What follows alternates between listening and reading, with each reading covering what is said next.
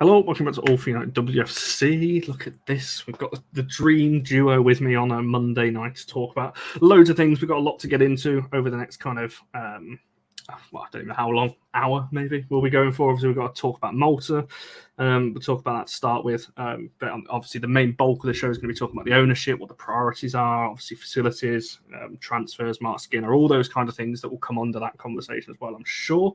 To get all your thoughts in, as usual, we'll go through all those kind of things as well. Very quickly, I just wanted to mention this right from the start because quite a few people asked this when we made the thumbnail and put it out there. It links in to transfer Wishlist. So that is Pyle, for people who don't know, for Wolfsburg, who we were semi-linked to not so long back. Probably not going to happen. Can't see her leaving Wolfsburg. But there we are. So that's why she's on the thumbnail, if people are wondering who that little face swap is on the right-hand side of the thumbnail. So we are going to talk, like I said, a little bit about transfers towards the end as well. And Sporty, I see your comment. Obviously, it's a big day for the Awful channel. It is.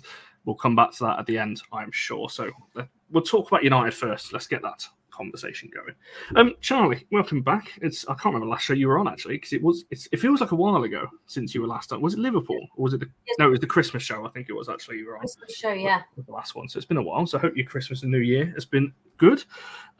I'll just ask you straight from the off then. Obviously, Malta, we won 2-1 out there against PSV. Bit of a slow game, I think is fair to say on that one. I guess the question I want to ask you, there was obviously a hell of a lot of rotation as we kind of expected. But I know you've got a little bit of a different take on this in terms of the lineup we saw, in terms of, I guess, maybe not the best preparation for a week ahead of obviously Newcastle in 6 days' time. Yeah, it was a bit, I just found it all a bit strange. It had the feel of like one of the games in a summer pre-season when you're playing sort of 5 or 6 games in quick succession. And you do play a lot of the kids and you play a very disjointed lineup because it's just about minutes and fitness. It felt like that. And I don't know, well, I wasn't expecting that. What I was expecting was something similar to perhaps what the lineup would look like. Oh, that's good. That's good, Dave. What the lineup would look like in preparation for Newcastle. It just looked like two, more so in the first half, the second half was a bit better, but just two very disjointed 11s who looked like they never played together before, which obviously a lot of them hadn't. Like, it was nice to see some of the academy players who didn't look massively out of their depth, which is a real positive. And we know we've got a good academy on the women's side, like the men's. But it was just a strange one for me because it was one game after a month off. I would have expected to see some idea of what was going to be happening against Newcastle, and instead it just wasn't that at all. It was almost like a testimonial, just a pulling names out of a hat and pop them on the pitch together. I always love watching them play. Like, I would go and watch them play. I wish I could have been there, and I know lots of people were. I'm very jealous of them.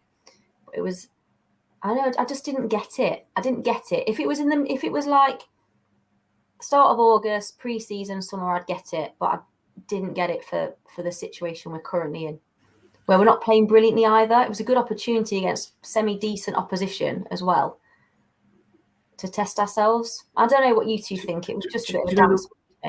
The one player I felt really sorry for was Saf Middleton-Patel. I'm pretty sure she was the only player in the whole squad that didn't get any minutes. Granted, she's obviously our third choice keeper right now, but I thought if you're going to play everybody else, at least give her 10, 15 minutes at the end, or something, because I felt a bit sorry for her, because I'm pretty sure she was literally the only one that didn't get on the pitch, which is a bit frustrating, actually. Barry, for yourself, obviously, we all watched the game. Well, I know you did as well. Obviously, 2-1, Riviera and Paris. What was just your thoughts on, I guess, just the game overall, and your thoughts around the camp in terms of United going there for a week or so?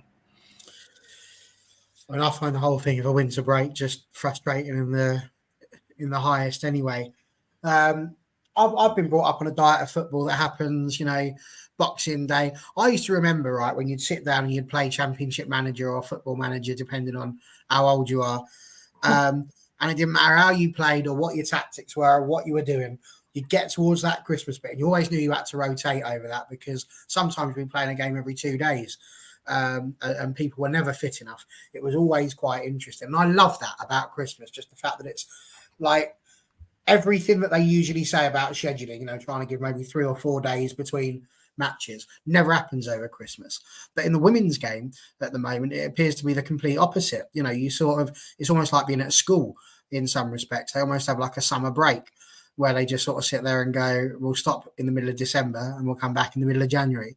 And there's just an entire month that just disappears under the radar. And it's again why I feel like as time moves on, it's going to need to be bigger in terms of the league and in terms of the number of teams that are in there, because they need to get more matches.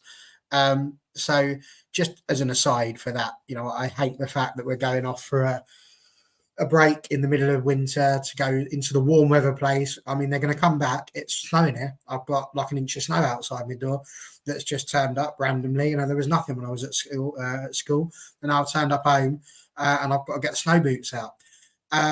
Yet these people, they're off to Malta, all lovely and warm and brilliant. And when they get back, you know, it's going to be absolutely freezing. So it doesn't make any sense to me. It really doesn't. You know, send them to Norway. That would be a better place to go and do it, because if you can play on a cold, freezing day in Norway, then you absolutely can here. And this is spot on as well. It was just, honestly, it was just rubbish, really. It was a nice enough sort of thing. But even the half-time break, like they went over what they were supposed to do. It was so long, wasn't it? It felt so long. Minutes. It was. The commentators at half time are sitting there going, well, I hope people have enjoyed listening to us rabbit on for the last 3 hours. Like, not really, no, because like you're just filling time. Even you weren't expecting this, which is just another reason why they probably won't show it next year if we do the same thing, because they'll be like, well, if you're going to muck about your half times, just the whole thing was mad. You know, Mary Earps was out there at half time helping with Valentine Joyce, and like you say, Saf's in there doing a bit of ball catching as well. It all just seemed like not a bit of a jolly, because it's the right thing to do. They've had time off and they need to get minutes back into their legs and get the legs moving again, ready for it. But yeah, I just don't like the whole thing. But that's not just a Man United thing. That's the way that women's football is at the minute. With regards to the squad, I'm a bit annoyed because I wrote some stuff down and I've lost the piece of paper in the middle of sorting out my program. So I can't help you with that one.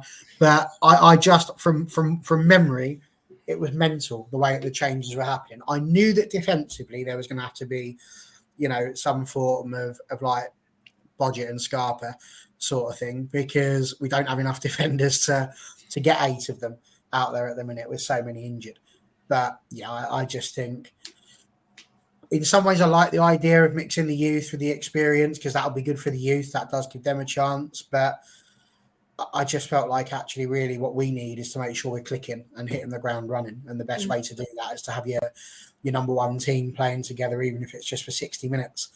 I like the way they managed some of their minutes because that was necessary. But yeah, you know, I just think we're going to be moving into, like you say, a big game next week in the FA Cup. And believe me, that is a potential banana skin, because Newcastle have just had a ridiculous amount of money thrown into them. They're absolutely battering up the third tier of football. And let's be one of them. I wonder where they that are. money's from. Where from? Where'd it come? You know, just from the sky like the snow. But they are. And, you know, that has got possible cup upset written all over it if we don't go out there and show what we're made of. So yeah, I just don't think it was the greatest idea. And Sarah's right, it was more of a ticking box thing as a sponsor and all that sort of thing, and that's just the wrong path to go down. Yeah, no, I tend to agree with both. I think I'm you know, great to see the youngsters out there. A few of them, obviously, we've seen a little bit of. Obviously, Lucy Newell, actually, I thought was really good in the second half. So she's obviously, I know people are mentioning Chadwick as well. Obviously, we are a little bit light in defence. I'm sure we're going to come to that when we talk about transfers as well. So yeah, it was just a bit strange to me. And not the kind of performance I thought, because PSV are a decent side, but we should have been, with the players we've got, it just epitomises our season, I think. Very slow, very much just about getting the win at the minute and just getting over the line, albeit this in different circumstances. As I said, it was literally 2 different squads in the first and second half. But I think, you both kind of said it there. For me, that second half team is the one I would be looking more towards, building around. For Sunday, with kind of Zalem 2, Garcia, Mallard, Paris, like maybe Lisa in there as well. Like that kind of team is kind of more the one I'm leaning towards anyway. I think I remember tweeting that. I think it was just the difference would have just been the defenders. I think I said with Riviere and was it Turner that came off in the first half? Yeah, so I think it was just those two that I said to put in. You'll notice I did miss the goalkeeper out on that one because I still agree that she should be starting with the rest of the team. Indeed. And yes, Kevin, I'm sure she looks fine now. It was more of just a shock injury, I'm sure. But as you would have seen from my tweet, I was more annoyed the ref didn't stop the game because that is with the players down on the ground holding their face and holding their head. You've got to stop the game. I don't care what position United are in at that point.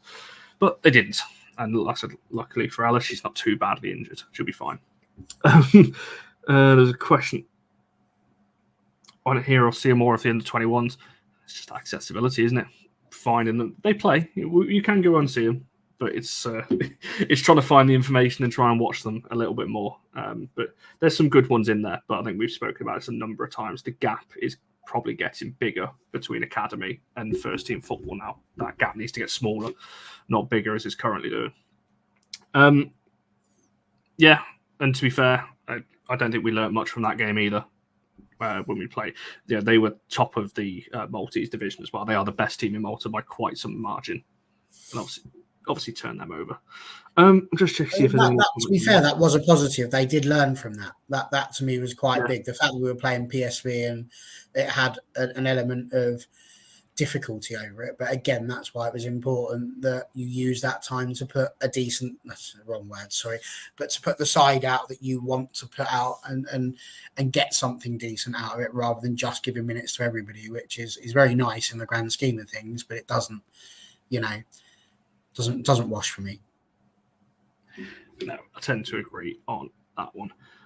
Right, we'll move away from Malta then, talk obviously about what's happening in the northwest of England right now. Obviously at Manchester United, obviously with Sir Jim Ratcliffe, 25%. I'm sure everyone's seen the news by now. It obviously broke on Christmas Eve. It's been quite a while, obviously, since then. A lot of news. It's been hard to kind of put this show in and try and find some facts because there's so many articles around this takeover in terms of what's happening and different things promised and all those kind of things. So I'll just ask you both a question from the off. Charlie, I'll start with yourself in terms of your thoughts on it, in terms of the women's team, Man United as a whole. You saw Ratcliffe coming in 25%. What are you kind of thinking on that one? Well, it can only be a good thing that someone else is getting a foot in the door. And like I said, hopefully it looks like it will trigger the Glazers not being there at all for much longer. And it won't be under the guise of sort of state-backed ownership, which I think, for me, is a positive thing. So I've got to look at it as a good move. Is it perfect? No, it's probably not the way everyone would want it to happen. Wanted a full sale. That was unlikely if we weren't going state-backed, which is fine. I think we talk about what it means for the women. It's going to sound really dull, but I just think we have no idea. I think they haven't been mentioned very much by Jim until recently. I know he's been in and seen them. I think we're in a strong position. There's been lots of chat about facilities for them. I actually think our facilities are some of the best in the league, or the best in the league, and maybe across Europe when you look at the training facilities the women have got. What I would really like them to have some influence over, because obviously they're taking over all the footballing side of things, is the infrastructure in the sense of staffing that is above the players. So looking at the structure of people who are making decisions for the women's side and look at the recruitment side of things, not just players, but also coaching staff. We've seen the women's have had some of their coaching staff have gone and not been replaced, which has been a real shame. And I would hope that Sir Jim and Sir Brailsford, I don't know if he's a Sir, who's a really interesting guy to listen to when you hear him talk about competition and success. That excites me, Brailsford. I would hope that there would be a more sound structure above the players and the coaching staff, whoever that might be, people making the right decisions and people in positions where they know what they're doing and they can drive things forward. At the moment, it just seems to be a little bit of a mess above that first team squad for the women. So I'd like to see them come in and not shake things up necessarily, but make things stronger and put a better structure in there, because it's Manchester United, and I think they're such a juggernaut, but there aren't the right people in the right places, particularly for the women. So I'd like to see them come in and do something there, because I think, in my opinion, from the outside looking in, the people sort of above the team and above the coaching staff maybe aren't fit for purpose at the moment. So I'd like to see some change there. Yeah, I mean, Barry, there's obviously a lot of, I guess, optimism is the word floating around at the moment, particularly obviously on the men's side. But what are your kind of thoughts to? Obviously, we spoke on here, we did a show on this almost a year to the day actually. And we're talking about the ownership in terms of what we would want. You know, at the time we were all pretty unanimous. We wouldn't want a state-backed United, and I still stand by that. But obviously, so Jim, like I said 25%. I think TJ's put it there as well. 300 million investment as well. Seems to be guaranteed on the table. What's your overall thoughts on in terms of what it means to you when you're looking at United? I'm overwhelmingly optimistic about it. I know there are a lot of pessimistic Man United fans that maybe don't like it. I know there's a lot of them that just don't probably want to believe it's true, and that it's going to be good because they just can't afford to be kicked in the face again with it all going wrong. I get all that. I really do. It's one of those hard things to do. But for me, I genuinely think that if you really step back from the situation and kind of take the emotion out of it, that this, whether it's the right thing or the wrong thing, was always the most likely thing to happen.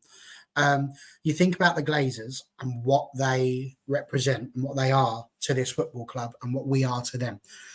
We're money to them. That's literally all this football club has ever been. They've not put a single penny, really, of their own money into this football club in any way, shape, form or fashion. The money, and don't get me wrong, they've released funds, 100%, but that's money that we've got. So this is the equivalent of you going to work, you earn your money, and then your mum takes it off you and then gives you 50 quid and says, there you go, you can go and spend that for the week. And you're like, but where's my wages gone? And that's what's been happening to Manchester United. Maybe they've paid the bills off for you, so you ain't got to worry about that sort of stuff. But you're spending money, that's all you're being given. And then the rest of it's going in their pocket for whatever it is that she wants. I don't know, a bit of fag, booze, whatever's going on. It's up to her, really. She's mum. It's her job, isn't it? And that's it. And that's what's happened here at Manchester United. So now what's kind of happened is that actually it's almost like we've been put up for adoption. And what we've kind of got now is just new parents. Ultimately, they're always going to be our parents. That's always going to be our mum and dad as it stands. But what we've got now is somebody else who can take care of us. And our hope has just got to be that they're a really good adoptive parent. I think they will be, because they're going to care about getting us into a place that we need to be in. Everybody at the moment is sort of sitting there going, it's not going to happen. Look what they've done at Nice. Look what they've done in other places. They've not quite made a success of it. But Dave Brailsford transformed British cycling by doing the little marginal gains thing, that little 1% better each time. All of the things that come out of the meetings for Manchester United are all positive. Everything they're talking about is coming out as being quite a good thing. The 300 million isn't necessarily going to go onto transfers and things like that, but it could be to fix Old Trafford, to try and make bits of it a little bit better, so it stops leaking on your beautiful hair, Connor. Things like this. And that's a positive. And what's even more positive is that actually the equivalent now of what we're having is that the Glazers will still get the money, which is all they ever wanted. They wanted an income from the biggest cash cow in world football, because that's what we were. They're still going to get that. The difference is that we'll now have people fighting for Manchester United, I think, as an actual club. And that's effectively what I think about it. In terms of the women's team, specifically, my hope is we used to, do you remember, again, we had this thing a year ago, that even if we were given 1% of that 300 million, even if they put 3 million into the women's squad, it makes such a difference. It's mad. Like, you think about what the wage structure must be. The fact that 3 million would buy you, well, it would buy you 6 Alessia Russos if they were going for a world record fee, So I genuinely just think that's all it's going to take. It's just a little bit of investment. And as Charlie says, thinking about the structure, making it the right thing. If Marc Skinner's not going to be the man to take us into the next chapter of Manchester United, women's football club, fine. But make the right decisions. And it starts now. They can't be trying to make this decision in June, July, August. They need to be making that decision now. And I'm sure we're going to get onto other people that need to make that decision now later on. But they need to make that decision. If he's not going to be the one to take us forward, because you can tell now whether or not you think he's going to be good enough to lead us into a next bit. You don't need to wait until, do we finish top 3 and then we give it to him. Too much faffing about. Plan for the future. it's the old thing, isn't it? Fail to plan, plan to fail. You're changing my mind here, but that analogy, by the way, with the parents and the and adoption and everything, that is probably the best. That's the easiest, simplest way of summing up what is going on. I love that. I might clip that up for later on, because you went all like Brian Cox, as he does with, like, with astronomy and everything else. You made it so simple. I wish I had a voice like Brian Cox, because you could just listen to him all day. Oh, love that. There you go. I'll come back to a couple of the comments. Obviously, Heinlein, I know, has been chomping at the bit to talk about, obviously, this conversation. Obviously, the fact Ratcliffe's taking charge of the sporting operation. That's what we'll move on to now. Talking about it from that point of view. Obviously, again, follows on to talking about the structure above. Needs to be the priority. Obviously, we saw the Athletic article recently detailing what calamity it's been. And actually, on the men's side, we saw. I think you can only go back, just look at last summer in terms of what happens, obviously, with Arnold and Murta and everything else that has been going around those two. So I guess, Charlie, for the next kind of question I've got on this, in terms of what you think the priority should be. Obviously, the footballing structure seems to be what people are going with in the chat, in terms of what needs to be above Marc Skinner. We know Paul is obviously still around. There's people doing two jobs, obviously working with the men's team and the women's team at the moment, that are kind of cross-pollinated, if you want to call it that, but obviously working on both sides of the teams, which is not ideal. You ideally want one or the other, so you can have your maximum focus on that. So do you think that is the biggest priority, sorting out the structure above the women's team and getting real women's football people above, I guess, the management and the players? Yes, absolutely, I do. And that won't necessarily mean employing from within. It will mean going out and finding the right people, and not on a whim or not as a reactive thing. It's what Barry's spoken to about. As Man United fans, we've become used to the club or decision makers being reactive to what's going on. And you see that when you look at transfer fees that are being paid to no fault of the players who are being bought for that amount of money. You're worth what someone will pay, but being reactive with things like that. Being reactive when it comes to sorting out player contracts. Like, that's another thing about not having someone in the right place making the right decisions. And it might be they're not able to, but you would hope that with Ratcliffe and Brailsford, people who understand what successful business and successful sport looks like, will be able to delegate and have those right people in those right places. And I really hope that, obviously, you talked about people within the club are having to work across both sides.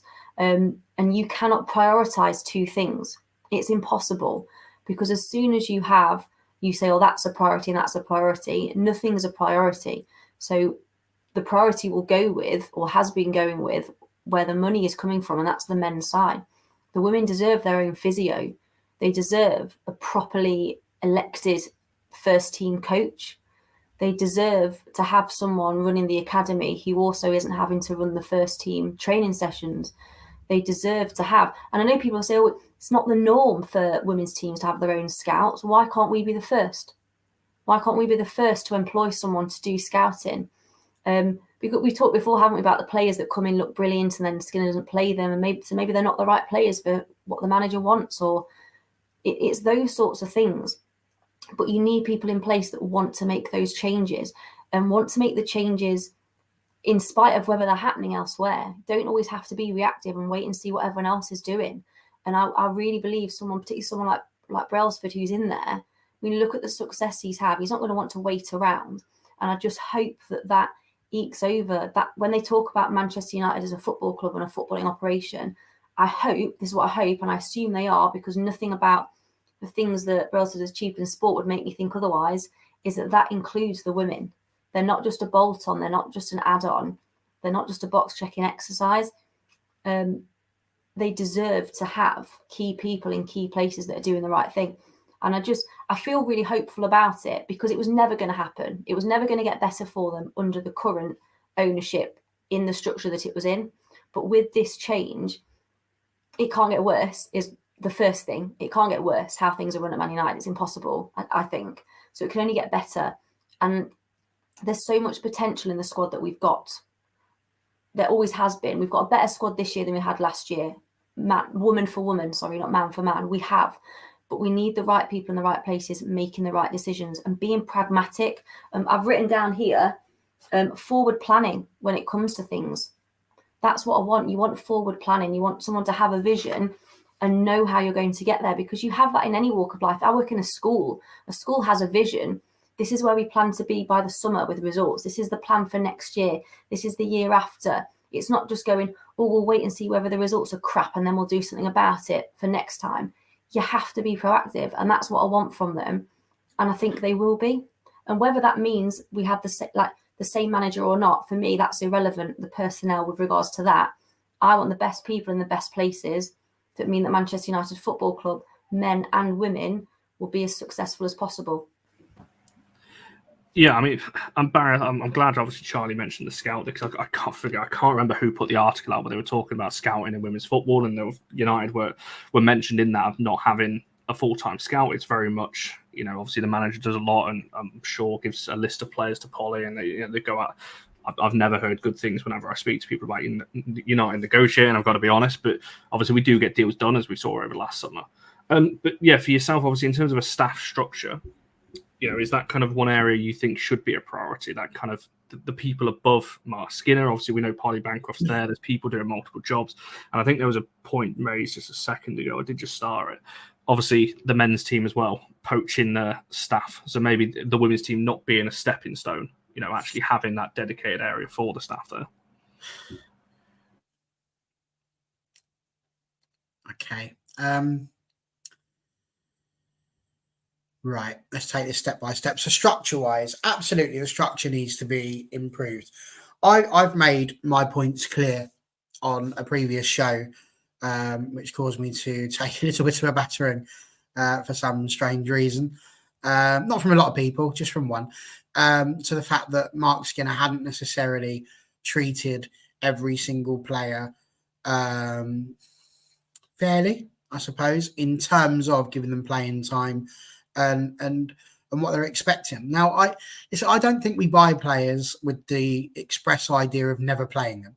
Like, that would be mad. And if that is happening, then the problem goes deeper than I've ever thought. But I think my issue is that, like, if you're a Vilde Risa, for example, someone like that, we all liked her. We all thought she was a lovely person. We all thought she, was great. The thing is that as fans, we then hype it up. Like, we're doing it with the men's side to a degree. Anana's not playing well, so do we want Bayindir to go into the goal? Of course we do, because we've not seen Bayindir. So we all assume that this is going to be the elixir of life. It's going to answer all of the questions. And that's sometimes the same thing in the women's game. If there's somebody that you don't like, or you don't think is producing the goods, then you automatically turn around and go, well, this person's waiting in the wings. They could come on and be brilliant. And we don't see what goes on behind the scenes. So I think with that in mind, the structure needs to change in terms of, if we're getting these players in, why are we buying them if they're not going to be good enough? Someone like Adriana Leon, why did we buy her? Like, why? Because she came in, she lasted 6 months effectively, and then she was gone. So when you get these players in and you get these transfer strategies, it's that needs sorting. This is the planning, the contracts, the way that we're dealing with these, the fact that Leslie Rousseau was able to run down, the fact that Battier was allowed to run hers down, the fact that Mary Earps is trying to run hers down. Like, it needs somebody strong. I don't know if that's Marc Skinner. I don't know if that's Polly. I don't know if it's John Murtagh, whoever it is who's supposed to be in the club that's doing this job. They need to be just ruthless. And this is why I get annoyed with the whole Mary Earps thing. It's not about, is she the best goalkeeper for us to have in the team? It's not about her quality and her ability. That's undoubted. We know how good she is. It's about your commitment to the cause. Like, why would you allow these assets to just run it down? I could kind of see it last season, and I said that on this channel. I just don't understand why, as a football club, we allow contracts to just run down, because players aren't going to be performing to their very best, because they don't need to, because nobody's got to stump up a transfer fee for them. So they're going to have a much wider view as to where they can go, because there's going to be a lot more people that have a lot more money to spend, because now they haven't got to pay a transfer fee of any sort. They can give you a bit more money on your contract. So that's easy. Everybody's going to do that. With regards to the stepping stone bit, that was tricky, because every job's got stepping stones. It doesn't matter where you go. And this is a similar sort of thing. It's not to say that the men's team is better than the women's team or that there's not an equality there, because there should be. But are you going to pay a physio that's in the Man United men's side the same amount as the Man United women's side? If you are, perfect. There's no stepping stones. It's not necessary. But if you are having it goes too technical for us to just sit here, and that's why I'm sitting here huffing and puffing and not being sure how to answer it, because, it depends on the job and where you're going. But I fully agree they should have their own staff. They should have their own scout. Like, women's football was fairly simple to scout just by using your telly box, for example, or by knowing people in the game. You could just ring them up and go, "Oh, what's this player like?" And you sort of go off with what other people are saying, which is what scouting is. Effectively, it's listening to what somebody else's opinion is, and maybe they might produce you some footage. But we're in a situation now where these leagues are getting so much better. There's hidden talents everywhere across the country, across the continent, across the globe. And actually, you're going to need that sort of thing. But you look again at the money. Our world record transfer fee is £500,000. It will probably cost you that to be sending somebody out to go and watch all of these games. And if you've only got a team that's willing to spend 500 grand as a world record transfer fee, have they got it in their budget? So then you start talking about that's got to be put into your budget as well. And then they're going to need more money. And then you come down to the simple question: are Manchester United, are Arsenal, are Chelsea, are some of these teams a bit lower down, producing enough money to be able to sustainably do that?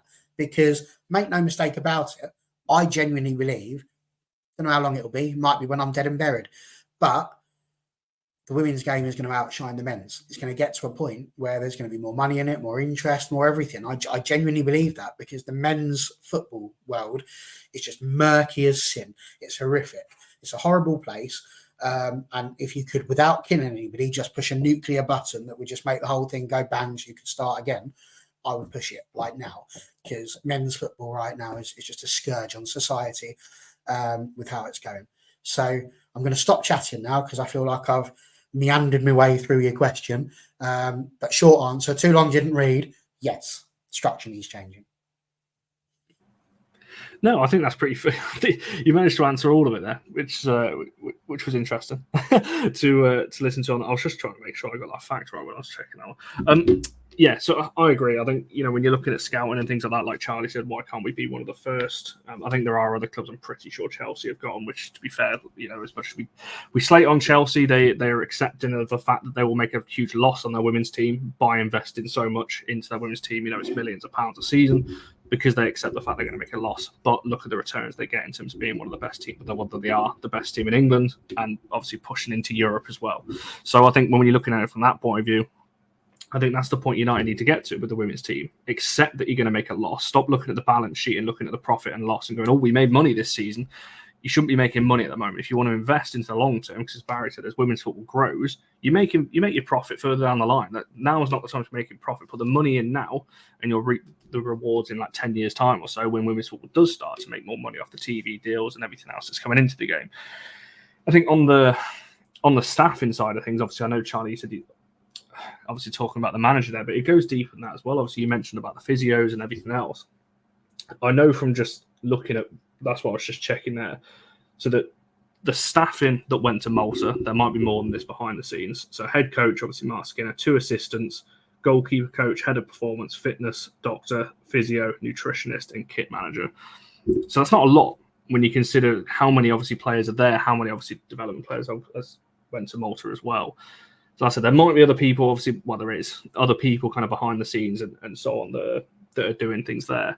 But when you're looking at it like that, as you said, Charlie, if you could have dedicated, like I said, the coaching and so on, Charlotte's kind of moved into this assistant role while still kind of looking at, the academy as well. There's all things going on that it's just a bit of a mess to me. And I think they could be doing a lot more than what they're currently doing, which I hope, obviously, with this, it's not necessarily the money that I'm looking at. It's more actually having people that want the team with footballing people to do better. Because when we talk about money, just look at transfers alone. United were the highest spenders in the WSL last summer, so we didn't not spend. We have, the money's been there, but I think it's the things in and around that.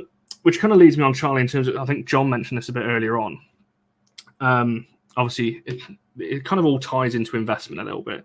Talking about stadiums, obviously building similar to obviously what we've seen with City, and they've obviously built an academy stadium opposite with that campus that's over the road from the Etihad. Is that a kind of area you'd be looking at as well? Obviously, because we know what Old Trafford is like at the moment. It's pretty run down and behind its time from what it was kind of 20 years ago. But is that an area you'd be looking at for the women's team in particular? You know, moving them to a dedicated zone. Obviously, you know, LSV as a stadium, as we've always said, it's actually a really nice ground, you know, in terms of what it offers and so on. But we know as attendances are growing, it's getting more difficult to sustain that. So is that an area you'd be looking at or hopeful for the women's team that, you know, we'd invest in? Yeah, I think like we've said before, haven't we? If you took LSV and moved it closer to Old Trafford, you would do. I'm going to on the 14th of January. I'm going to the cup game against Newcastle for the Lady Ballers, and then I'm making the 40-minute trip to Media City car park to watch the fellas play Spurs at 4:30.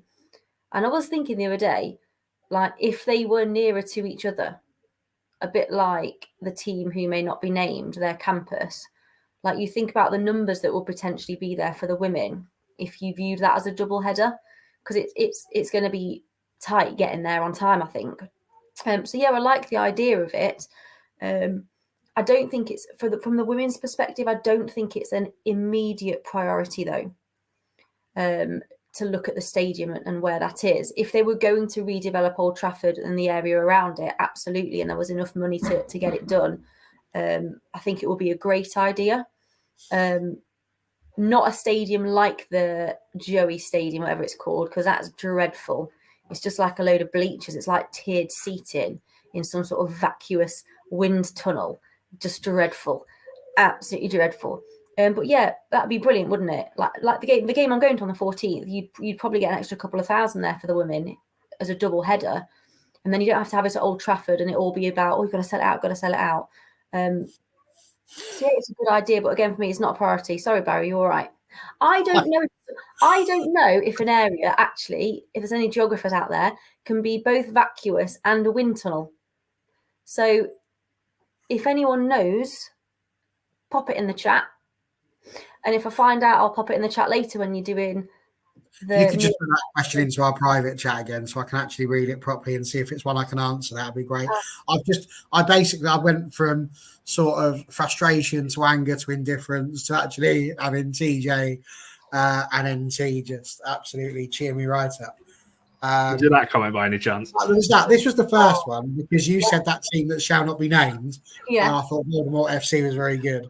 And then, of course, NT pops in with Quiffindor. Class. Never fails. It's got me, that one. It really has. I'm not going to say that because that was a private conversation between Connor and I. I shan't do that to him right now, but he knows what I'm thinking. I'll tell you later, though, Charlie. That's fine. So here's where I get frustrated. I'm so tired of talking about LSV. Like, just genuine. It's like, it's not that important. Like, people keep talking about, can we get there? Can we do? If it's not good enough, we've got a ground. Just put them in Old Trafford, for God's sake. Just stop mucking about and make that decision. Like, Leicester play all their home games at the King Power, and they open up the same stand, and the atmosphere dies because it's a tiny little place with a couple of hundred people going to watch it. But ultimately, it's a place that you can open that belongs to you, that you're not paying extra money for. So you've only got to pay for the staff, which you're going to pay for anyway, because you have those people. So if it's frustrating you that much, we've got one. You know, I'll tell you something. You want to come down to tier 5, tier 6, where you're having to rent out somebody else's ground because you can't play in your own ground, or because you don't have your own ground, or because you've got to go and play on a rec or something like that. I will never get over going to Stourbridge that first time for a women's game. It wasn't at Stourbridge. I think they were away to Kidderminster, and literally it was just a public park playing field with a little red metal thing that stopped us from being able to get onto the pitch. It was the weirdest experience of my life because I've effectively paid to get into a place that was like easily accessible to dog walkers. It was mad. So people keep talking about the ground as if it's a massive thing. I would love, of course, it'd be great to have your own little complex, that's really nearby, but we've got a ground. And this is what we're talking about. There's always this constant thing about let's make it different. Stop. It's one club. It's Man United. Like, I get why you maybe don't want to have your academy playing on it. I get why you don't want your under-21s to be playing on it. I get why you may not want your reserves to be playing on it and all that sort of jazz, because it's too many. Go on, Charlie. Say what you want to say. You just saying about we've already got a ground, it's one club, is similar to the next thing I wrote down when Connor said what needs to be the priorities, talked all about the structure and the staffing, and then I've put about the women's team not being a bolt-on. So I said it before about promoting it genuinely, legitimately as one club. Like, and you see it when it's like United have had Arsenal at LSV second game of the season, and then we had our first, only home Champions League game potentially midweek that week, and it was not mentioned until we played Arsenal. It's like, it doesn't happen with the fellas. It's constant pushing of things all the time. And then the girls might get a look in and be popped on a Christmas advert or something else. It's things like that. It's like they've got a great facility at Carrington now, absolutely amazing, best in the world. They need to show that off a bit more, get players in to have a look and go, come and play here because look what we've got and no one else got this. But as an actual all red, all equal thing to bring in the little mission statement of the club, like, prove it. Put your money where your mouth is. There's a reason that Arsenal women, as much as I hate it, are getting 40,000 every time they play at the Emirates now. It doesn't even really matter who it is they're playing. They're getting that many people. There's a reason, and it's because it's being pushed in the right way, and it's just pushed as, my brother calls them, the Arsenal. That's what it is. It's not the women's side and the men's side. It's effing come and watch Arsenal. And that's more of what we need to be doing. Where do Man United men train? What do you mean? Where do they train? Carrington. Where do the Man United women train? Carrington. That's what I mean. It's like they haven't put out a brand new training place. They haven't said, oh, no, you can't mix with us, go over there. Yeah. It's all the same thing. We've got a training complex. We didn't say to the women, oh, there's no way you can come and train with us. You must go somewhere else. We can't have you near us. We just said, all right, we're going to have to build your own area because, and rightly so, because, the women don't want to be going in there with the men necessarily, and the men don't want to be going in with the women. They are separate in terms of what they need to be doing. They need to be focusing on the women's game of football. They need to be focusing on the men's game of football. We're not suggesting that all of a sudden we need to put them all on the same pitch, and have Lissandro Martinez against Leah Goulton, although what an absolute battle that would be.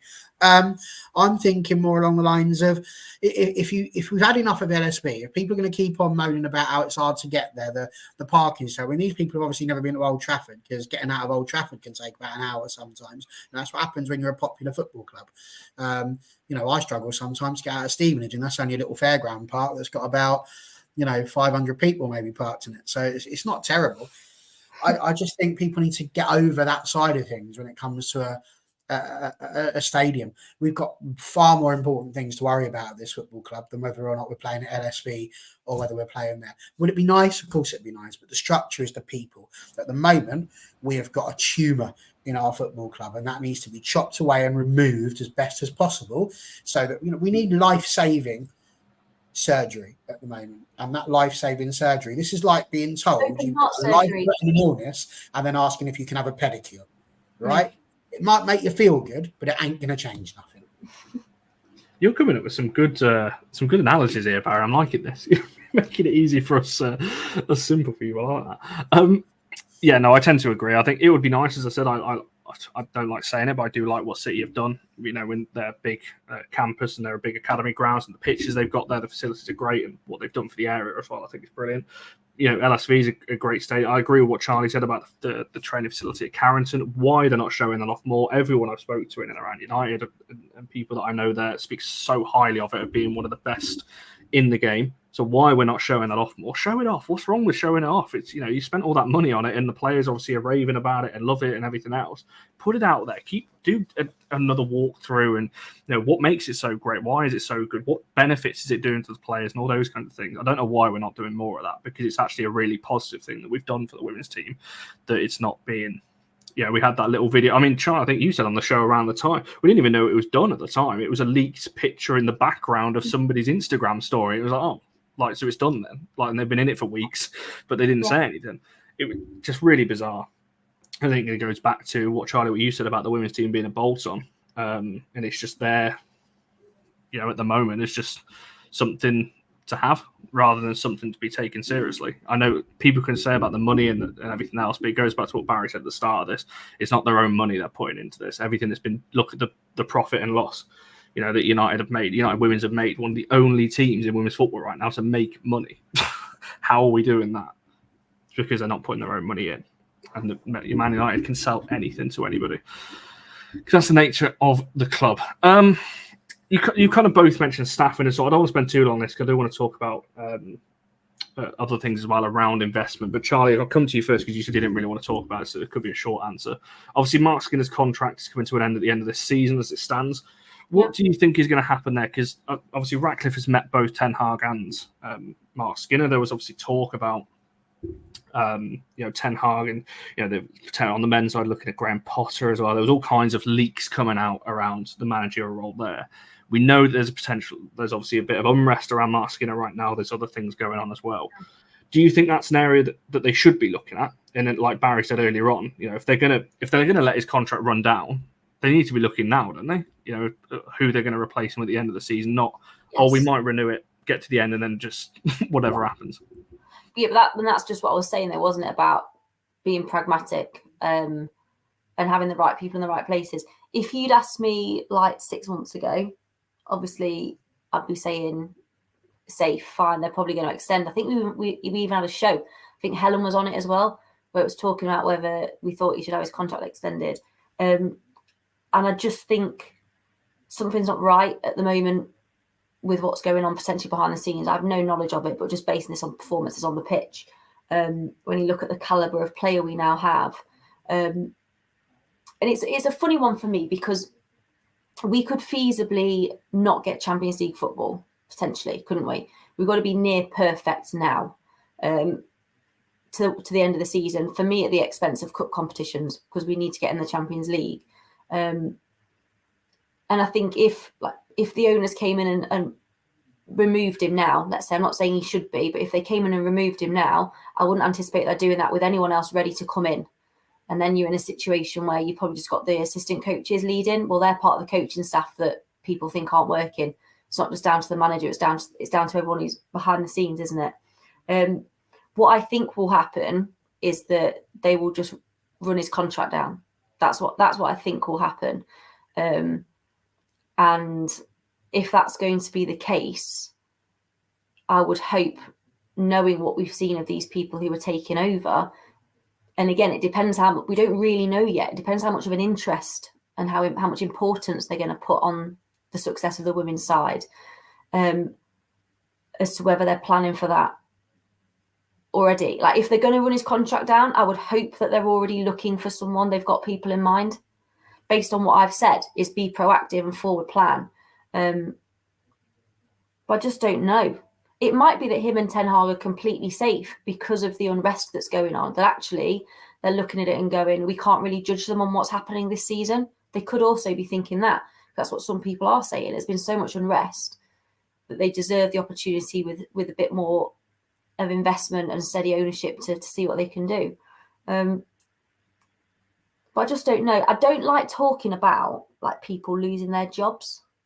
Just don't like talking about it. It's not a nice thing.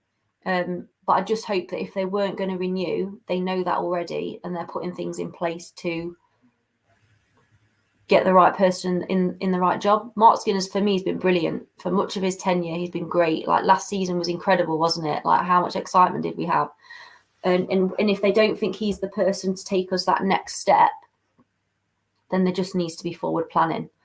That's as much as I'll say, really. Yeah, and I guess, Barry, for yourself, you kind of covered this in your last point, obviously, when you were talking about the staffing and so on. But, as Charlie said there is a human side to this. Somebody losing their job, it's not a nice thing to talk about. But obviously, I've got to ask the question because it does kind of tie into staff structure and so on, and because it's been mentioned in all of the articles about the managerial positions, which, to be fair, under any new ownership, when new owners come in and so on, I know it's not a full takeover, but when new owners come in, the first thing they do is look at the staffing. You see it in any line of business, that always happens. So, yeah, I've got to ask the question, is what I'm defending myself with here. But what's your kind of thoughts on that? Are you just kind of with Charlie there that, if that is going to be the case, that they start putting this in place now? Yeah, I just want to say, no, I've had about 2 hours, Kip, is the answer to your question. So nobody's boring me. It's just been a very busy couple of weeks.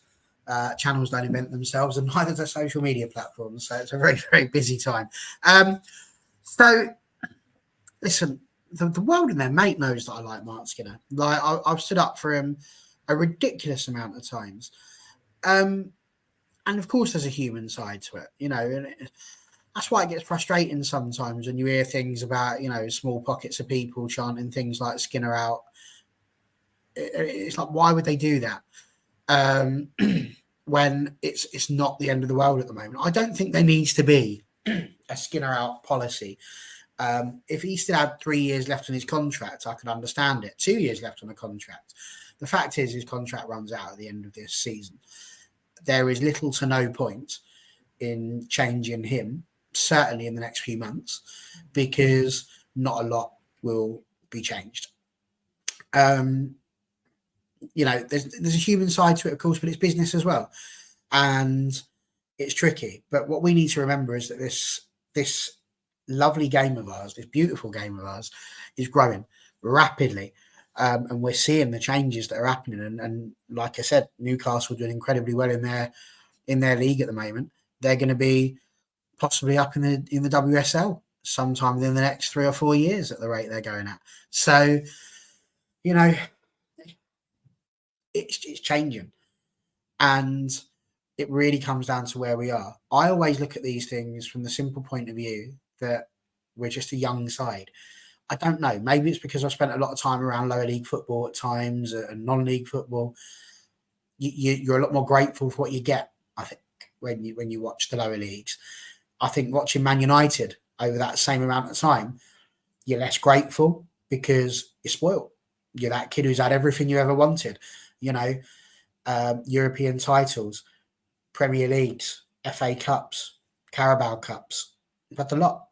World Championships. We've had everything. We've been spoiled. Intertoto Cup. Yeah.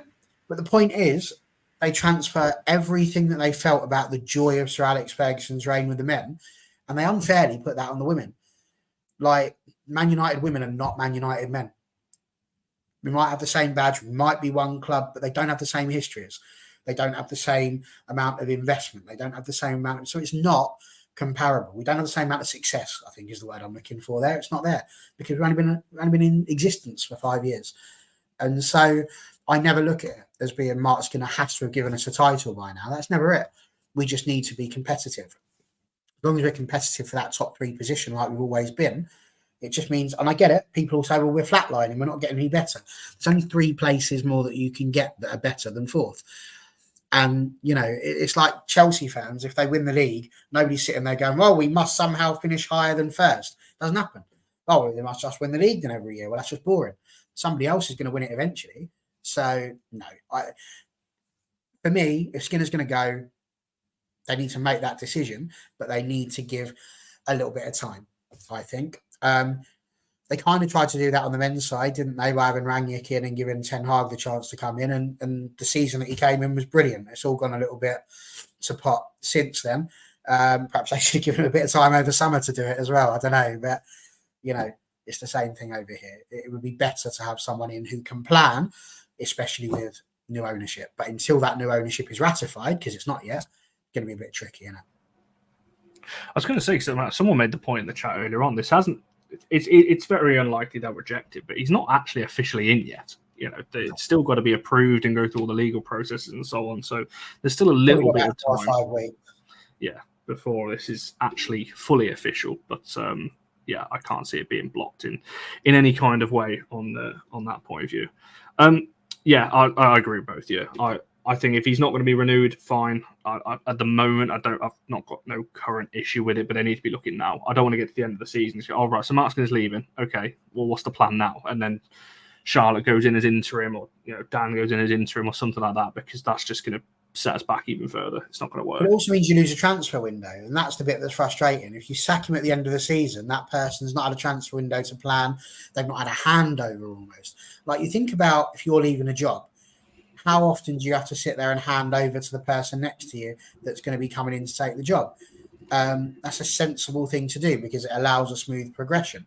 Just doing that in the middle of a transfer window, it's just not helpful. It's just not. So if your person can have a little bit of time to plan, that'd be superb. I don't want an interim. I agree with you. We don't need an interim manager. We just need forward planning. We just need a system. Like these people make millions and millions of pounds. It's not like they don't know how to make decisions that benefit them. So how is it that you don't end up in an easy situation where if you know you're not going to renew somebody's contract, that person has not already been sounded? And that's what you've got to hope's happened. But whether it's behind the scenes, we might never be told.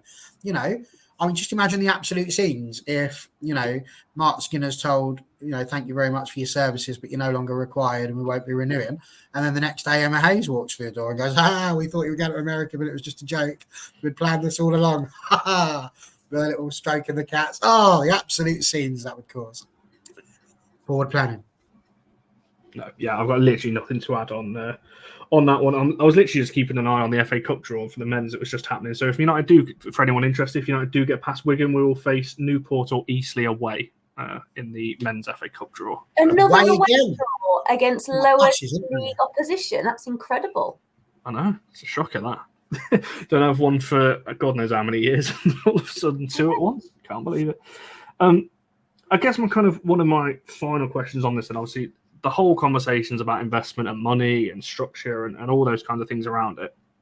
Barry mentioned this earlier, trying to talk about contracts obviously being run down. We know in the women's game that this happens. That a lot of contracts do get. Look at Sam Kerr, obviously at Chelsea, currently out of contract. I mean, look at the out of contract 11 for the summer. It's absolutely ridiculous when you're looking at it from that point. There's a lot of players out from loads of different teams. However, there's been stories in the past.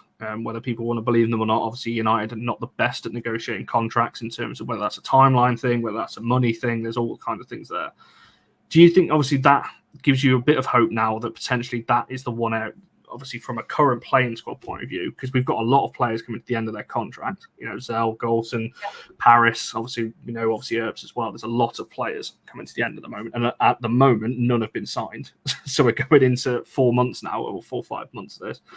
Is that one area that you feel optimistic that with a proper footballing structure that we will see more players actually wanting to stay here? If we can offer kind of more money or just a better, I guess, overall negotiating process. Good God, I hope so. Like it's so ineffective and inefficient, isn't it? And it's the flipping circus that always comes with it every time it happens. It is like a circus, isn't it? It's Garcia as well, isn't there? And then I think next year's Mayor, I can't bear to think about that one. But flipping heck, I hope so. I just hope if players don't want to, either they're signed on quicker and it's sorted out, or if they don't want to, like I said, it doesn't become a circus. Cut your losses. Okay, fine, no worries. We're offering you equivalent wages to the top wages anyone else can offer you. You don't want to stay. Okay, no problem. A bit like Barry's talking about with Mary. No worries. Just pop on that bench over there and we'll play someone who's staying and who wants to stay. But that's not just the women's side, is it? That's the men's side as well. I'm fairly certain in lots of ways. I just don't know how it can be so dreadful. So yes, you can see from my reaction, I really hope that is something that improves and develops with a proper footballing structure in place. But again, it's another thing, isn't it, about not being proactive and being reactive. Oh, look at the time. In January, these players can start talking to other clubs. Perhaps we should do something about that. And like you hear horror stories, don't you, about there being months, like they have a meeting with a player and their agent about a contract, and then nothing happens for months because they just don't do anything about it. It's just crazy. I hope it does. I really hope. But things we just don't know. That part of the excitement is we don't know. But yes, I hope that's again another area that I hope massively improves infrastructure, forward planning, and it comes under that, doesn't it? A proper plan in place. No, 100%. I'm glad you mentioned it there, Trix. No, it's not come from me. But there was I know of at least one player that they did negotiate at the start of the season. Kind of September, October, left. The players said they weren't going to sign that offer and left it until April, till they went back again to renegotiate. That player's no longer here because why would you want to stick around when you're being messed around with it? Way to make someone feel wanted. And that's just not in a footballer. That's in any job. That's in any walk of life, isn't it? You just ignore the fact that someone's contract is coming to an end, not bothered, and then a week before they're about to go, oh, by the way, do you fancy this? We're going to offer you an extra 50 pence an hour if you say, no thanks, pal. Jog on. I'm going to go to this team or this country, or could be a country, this company that's really sounding like they want me here. Flipping heck, come on. Yeah, I agree. Exactly. I'd be brilliant at it. No, I wouldn't be actually, because I'd just throw money at them. Like honour, last time, we're giving Marcus Rashford 350,000 a week. You're as good as him. You can have it as well. That's what I'd be doing. So actually, I'd be dreadful. It's the way that United do things as well. If people remember back to last summer, the show that me and Phil did on the way that Vilda's exit was handled, Yes. and I'm amazed the full story of that never came out, so I still can't publicly speak about it. But the way they dealt with that, it just shows me there's not even just on a footballing capacity, on a human level. Exactly that, on a human level, the way they treated people like Vilda and her exit. To her, that tells you the fact that she's just got on with it, been professional, gone and played for another club, not made a fuss. That's testament to her character, isn't it? 100%. Because if that was me and what happened to her happened to me, I'd be straight in the press telling everyone what a bad club they are for doing what they did, because it's not on in the way they did that. Barry, I guess for yourself, I can't remember what the original question was there. Me and Charlie kind of stole the show for 5 10 minutes. I think it was around kind of just the football, and obviously with contracts and all those things. Because like I said, there's a lot of stories out there, so we can talk about this, about the way United have mishandled certain contracts and their dealings there. Do you know what? Sack them all. And I don't mean the players. I just mean whoever it is who's dealing with contracts at Man United women, like, just sack them. They're horrific. If I worked to the level that they appear to work at, it's atrocious.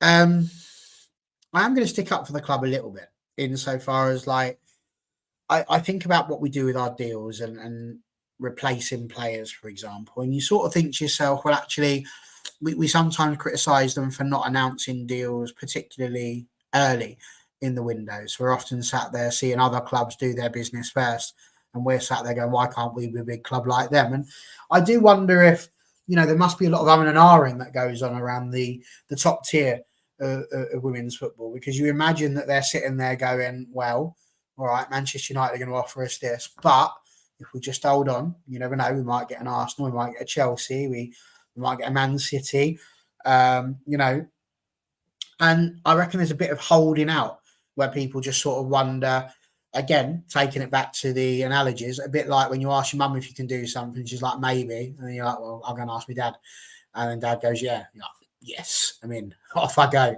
And then when, of course, you get told off by them, I'm like, yeah, but dad said I could. And that's it. You play each other off each other. And that's kind of what's happening, I think, in all of these different contract negotiations and problems that we're having. I just maintain that if you're going to pander to that sort of behaviour, it doesn't turn out well. Literally all we need to do is, it's incredibly simple. I've said it time and time again. I think you look at the amount of comments that came out when we put out the question, would you accept a bid for Mary Earps to leave during January? Like, it's just overwhelming, Connor. It's overwhelming, the amount of people. This is the best goalkeeper in the world, and we're literally all just sitting there and saying, if you don't want to play for the club, just go. And this is the problem. We've got in Safia Middleton-Patel and in Fallon Tullis-Joyce 2 goalkeepers that want to be here, that want to play football for Manchester United. So let them play. It's the same in any, doesn't matter what the position is. I genuinely don't care. If we were, let me try and make it so it's obvious for you, right? Charlie, who's my favourite player of Manchester United women? We've got Selim. Who? Yeah. Right? And genuinely, if she was in the situation that Mary Earps is in now, if she had said in the summer, I'm not sure if I'm going to sign a new contract, and she's like, oh, putting the feelers out and all that sort of stuff, and then you get to January and she's still not necessarily going to do it and she hasn't signed it, I'd say the same thing. If she doesn't want to be here, don't be here. Like, nobody's got a gun to your head. If you want to go and play your football elsewhere, go and play it elsewhere. And allow some of the players that we've got. Like, you can't tell me we didn't buy PTJ because we didn't think that Mary Earps was potentially on her way out. There's no way she's just come up and said, yeah, I'm happy to be a backup keeper for the next 3 years. There's no way she's done that. There's no way. I refuse to believe it, that she's decided that that's the right thing to do. So I can't, Connor. I can't with contracts. Like, this club has got to pull its finger out, because it's genuinely, I want to say it's childlike, but it's not, because children have got more bloody sense than this lot. Like, just genuinely, it's so clear, staring us in the face. If players don't want to be here, you don't have to be. There's the door. See you later. Bugger off. No, I think that's a pretty fair reflection on United right now. And also the feelings as we go, obviously, in talking about the transfer window and so on. And that's kind of where I lead my final question to, because we do have to wrap this one up pretty soon, because myself and Barry have got another show to hop onto in 20 minutes' time, which I'm sure I will talk about in just a second. I know. Who'd have thought? But Charlie, for yourself, and kind of leading into the transfer talk, like I said, for those who don't realise, Pyle is on the thumbnail, because as I said at the start, there was a semi-loose link to her. I didn't even recognise her. I had to ask you who that was. It doesn't like the same face. Shocking. So if we could get Pyle over the line, I'd be very happy. Anyway, so Charlie, kind of my final question in terms of, we've got new owners now. Have you got a kind of, obviously this window, it's not going to happen, because we know obviously the full 25% takeover is a bit further down the line. Oh, wow. So I'll ask you a two-part question. For this window, what do you want to see happen in terms of, you don't need to name names, just kind of positions, and obviously if you want any out, looking at a goalkeeper. But is there any kind of particular area? But also for the summer, what are your hopes under, I guess, potential new management and ownership there? So my hopes by September/August are the Duck, Melvie Millard, on a Permanentio Contractio. Absolutely love her. What an absolute card. I think, and this sounds mental because I feel like we've maybe got too many midfielders, but a proper DM to deputise for Hayley, because Hayley's not going to last forever. So a bit of a DM, bit of talk online of Juventus, central mid, Grosso. She might be a cheeky little shout, but then again, it's if you get them. I think we need another centre back. I do. Like, I love Gemma Evans, but she's not it, is she? She's not like it. I'm always thinking if Maya or Millie can't play for whatever reason, like you need someone else. Remember, like remember Vidic and Rio? You have cheeky little 10 years ago Johnny Evans slotting into place if one of those two couldn't play and he didn't miss anything. So maybe a centre back, fullback's an issue, isn't it? Even when Gabby George is fit, I think we're still a bit light there, only having 3. But I know my dream signing, and you said we didn't have to name anyone, it's not Marc Skinner's written there. He's not my dream signing because he's a coach. He's not a player. But that's my dream signing. Games, goals, assists, the absolute nuts. And she was terrifying when we played PSG. Absolutely terrifying. Officially the best African female footballer in the world, I believe. Absolutely love her. She's so good. That So good. left-hand side of PSG absolutely tore us apart. So because I put her as well. I'll cash out as well. I couldn't, yeah. Looks And like she's Janssen's going on to there, but Barca. he said not to name. That'd be class, wouldn't it? If she goes to Barca and Barca have a fullback pairing of Karshawi on the left and Onabati on the right, that's just that should be illegal. Well, if you listen to Team of the Year, Honor's not that good. Oh, Lucy we've got Bronze is better. We've got a show coming on that on the new channel next week, don't we, Barry? Ooh. I'm sure we'll get to when that squad thing is announced. Barry, for you, so there was a couple of comments. I think I just brought one on screen. Highland saying this window has to be defenders. Only one current centre back on the bench. That's Gemma Evans right now. So is that the one area you'd be looking at for this month? Again, I guess it's a two-part. Would you be looking at loans as well, just to kind of short-term fix? I know Sport is saying there, want players who fit the manager's system, but in the case that we're in, this manager might not be here at the start of next season. So it's a tough one, isn't it, this window? It is a tough one because WSL teams just like stockpile players for ridiculous reasons. Like, how many times we had the conversation about which 3 players are going to play midfielder? We've got 20 midfielders that could potentially play. There's only 3 spots. You know, one of them's Ella Toon and she's not going anywhere. So now you only got 2 spots. Oh, Katie Zellen plays every minute. Now you've only got 1 spot. So there's 1 midfielder position open, and actually we've got 7 applicants for the position. It's mad. And this, like, I don't care who comes in. Like, a manager should know the answer to this. I'm sick of coming onto these shows and having a conversation about, do we need a fullback? Do we need a forward? It's been obvious since the bloody summer what we need. And I'm not even talking about this summer. I'm talking about the summer before. And, you know, we brought in a right back in Jade Riviere because we should be planning for what's going on there. Like, bring the players in that you're going to need. And that's all you need to do. It's not tricky. It's not tricky. We know at the moment we're struggling with fullbacks and we've got no defenders, so bring some defenders in. You know, if we're not scoring loads of goals, bring some strikers in. But be aware of the fact that the ones you've got at the moment, if they're not good enough, they need to go somewhere. If you're sitting here at the moment and saying these players aren't good enough, then they've got to go somewhere. There's no point just keeping them on there, just constantly making life, you know, terrible. So that's my issue. I've been sat at this whole show wondering if something like, you know, again, I'm going to take it back to the font of all knowledge, Football Manager. When you sit there and you're planning for your squad, I don't know what you do, but I plan for 2 players in every position, always. I want 2 left backs, I want 2 right backs, I want 4 centre backs, 2 goalkeepers. And obviously, if you're playing 4-4-2, you want, you know, 4 centre midfielders, and 2 wingers for each side. Simple, easy. You plan for these things. And I kind of wonder if you should almost have a rule that says you have to name not 1 position, but 2. So you'd actually sit there and say, right, Mary Earps and Fallon Tullis-Joyce, there are 2 goalkeepers for this season. And you can have 22 players named. And then it has to be for those positions. So you've got to have a left back. So we've got Hannah Blundell. Who's your other left back? Gabby George. Done. And they're in.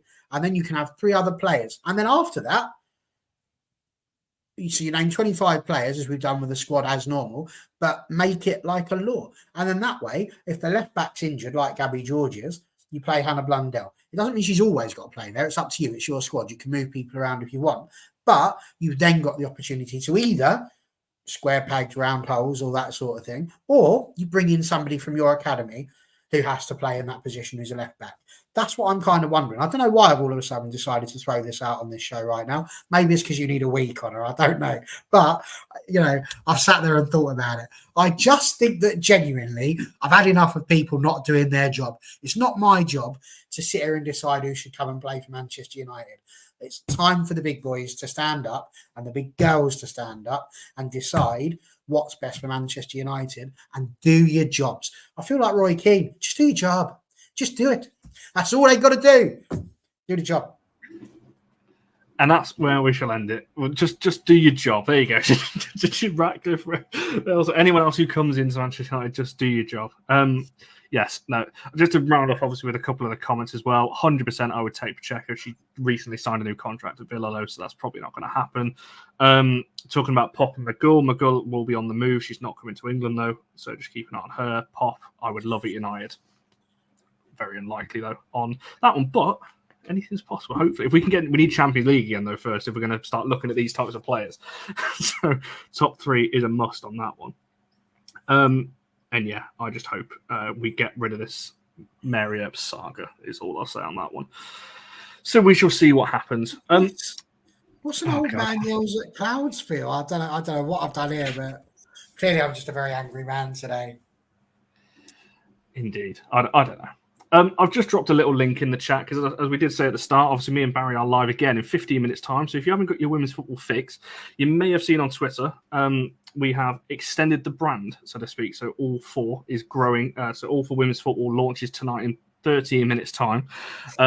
This show, it's kind of an introduction to the channel. You'll see the 6 of us kind of founders on there. We're just discussing, why we're on the channel. Obviously, what brought us to the channel. We're talking about the FA Cup. There's a lot of interesting fixtures to go through there as well. And whatever else you guys want to talk about, if any of you hop over there in 13 minutes' time, ask us whatever you want to do with women's football, because that is the point of that channel. It's going to be a broader sense of women's football where we are going to discuss absolutely everything that goes on around the world of women's football. So very exciting. We can't wait to get that one started. So hop over there, literally just type in All for Women's Football. You will find it on YouTube and on Twitter as well. As for us, we'll be back later this week, I'm sure, as we lead up to Newcastle. The preview for that will be on Friday. We've got potentially another show on Wednesday or Thursday as well coming out for you, so keep your eyes peeled on that one. Make sure you like the video, subscribe, and all of that stuff. Make sure you're following these two lovely people on Twitter and following us on Twitter at allforunitedwfc. We shall see you guys later on in the week. Cheers all.